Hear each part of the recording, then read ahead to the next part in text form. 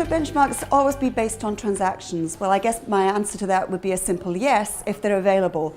But of course, in certain instances right now, they're not available. So when they're in that situation where there are no transactions to base the information on for a benchmark, then we have to have a governance framework that allows you to have the next best thing. It seems to me that whether or not transactions should be the basis for all benchmarks really depends on what the benchmark is trying to measure.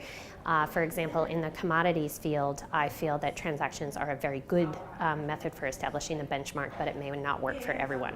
Benchmarks can't always be based on transactions because not every market is based on actual transactions. Many markets, depending on the market structure, or a lot of them are illiquid, so they're based on bids and offers. So there's not transactions that are immediately available to anchor them off of.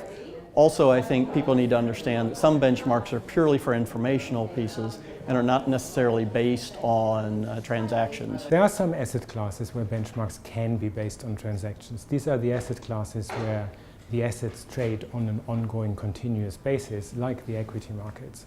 On the other hand, for asset classes like fixed income or, let's say, property, you simply do not have transactions that you could rely upon.